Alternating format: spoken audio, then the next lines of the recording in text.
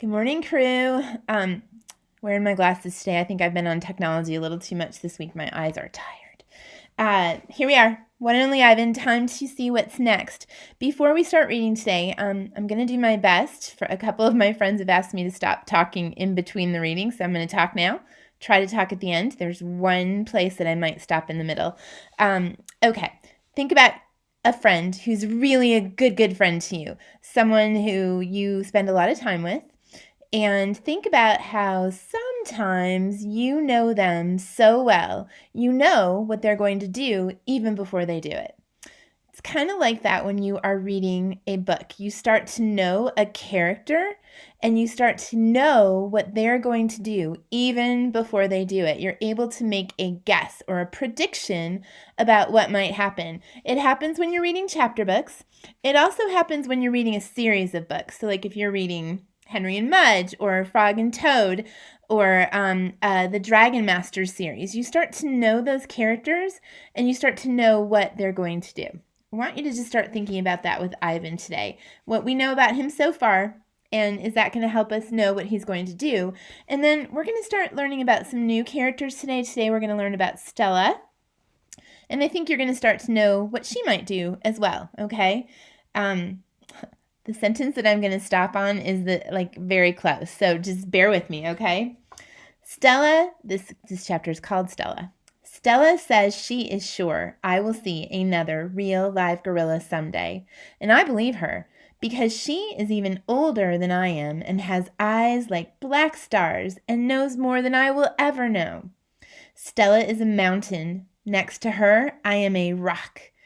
And Bob is a grain of sand. That's the sentence that I want to stop by. Listen to it again. Stella is a mountain. Next to her, I am a rock. And Bob is a grain of sand. That is a comparison. We've talked about those before. Stella is super big. Next to her, gorilla. Ivan, still pretty big, not as big, right? And then Bob is little bitty, like a grain of sand.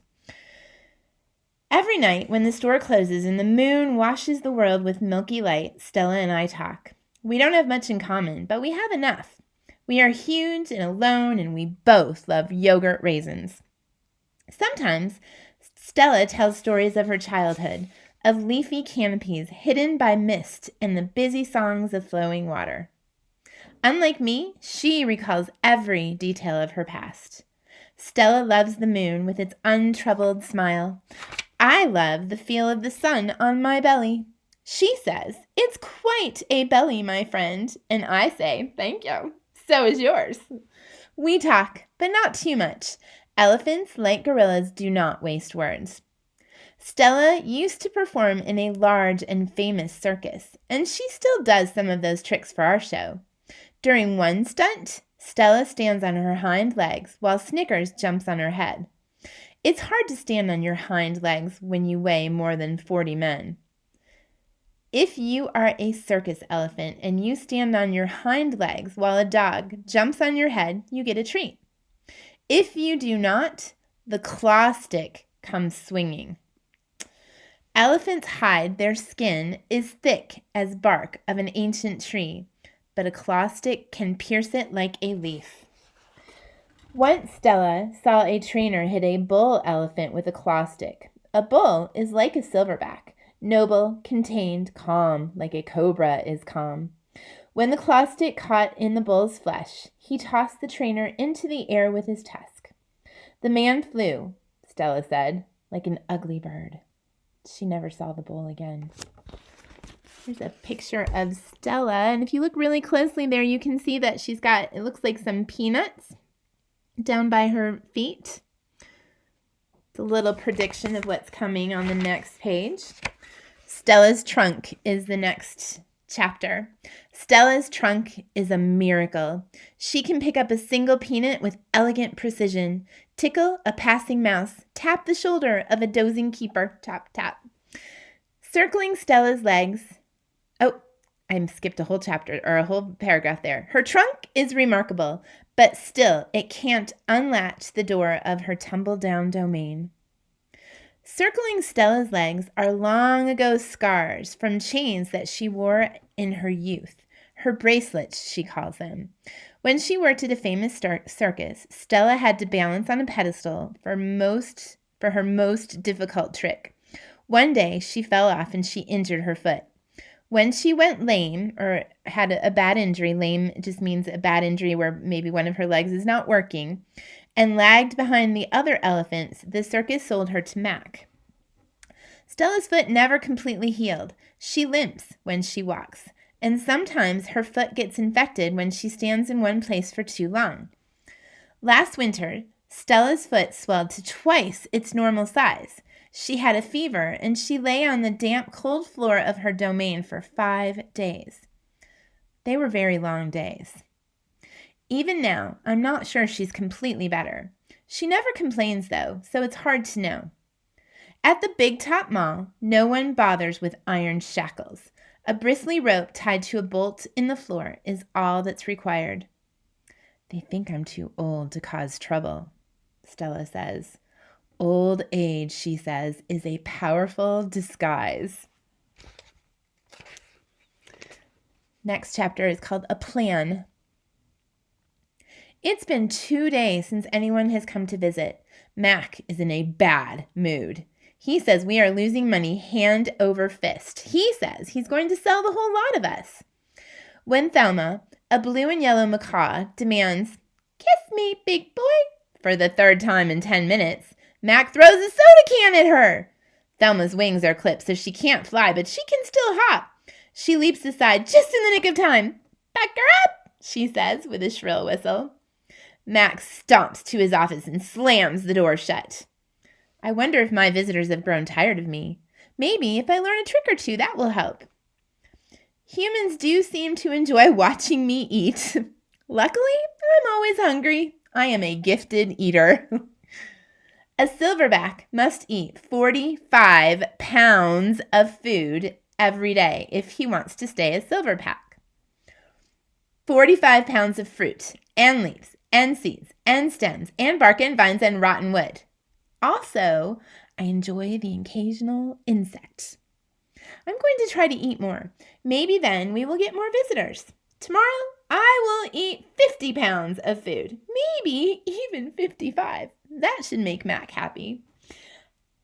Next chapter is coming up, but before I go to the next chapter, I wanted to point this out. This is not Stella. Stella, we're going to meet this character later. I'll give you a little sneak peek. Her name is Ruby. We haven't met her yet, but this is not Stella. She's a little small elephant. Stella is, remember, like a mountain. Great big mountain. Oh, Bob. Let's introduce Bob, and then we'll be done for the day. Bob. I explain my plan to Bob. Ivan, he says, trust me on this one. The problem is not your appetite. He hops onto my chest and licks my chin, checking for leftovers. Bob is a stray, which means that he does not have a permanent address. He is so speedy, so wily, that the mall workers long ago gave up trying to catch him. Bob can sneak into cracks and crevices like a tracked rat. He lives well off the ends of hot dogs he pulls from trash. For dessert, he laps up spilled lemonade and splattered ice cream cones.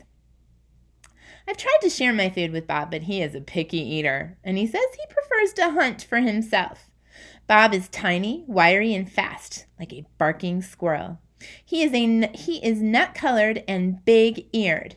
His tail moves like weeds in the wind, spiraling, dancing. Bob's tail makes me dizzy and confused. It has meaning within meanings, like human words.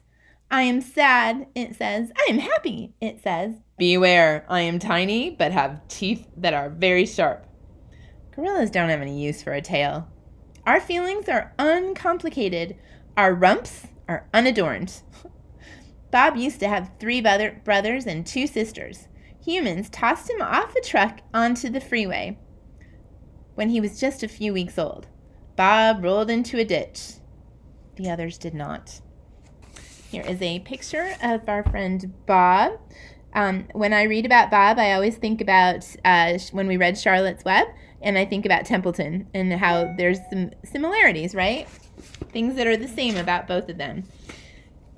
Bob's first night on the highway, he slept in the icy mud of the ditch. When he woke, he was cold and his legs would not bend for an hour. The next night, Bob slept under some dirty hay near the Big Top Mall garbage bins. The following night, Bob found a spot in the corner of my domain where the glass is broken. I dreamed that I'd eaten a furry donut, and when I woke in the dark, I discovered a tiny puppy snoring on top of my belly. It had been so long since I'd felt the comfort of another I had to start that over, sorry guys. It had been so long since I felt the comfort of another's warmth that I wasn't sure what to do. Not that I hadn't had any visitors. Mac had been in my domain, of course, and many other keepers. I'd seen my share of rats zip past, and occasionally the wayward sparrow had fluttered through the tiny hole in my ceiling, but they never stayed long. I didn't move all night for fear of waking Bob. Okay, guys, that's it for today. On Tuesday, when we get back together, we'll talk about some of the new characters that we met, and we'll do some interesting stuff and talk about how they're the same, how they're different, and what we know about all of our characters so far. I hope you have a great day. See you soon. Bye.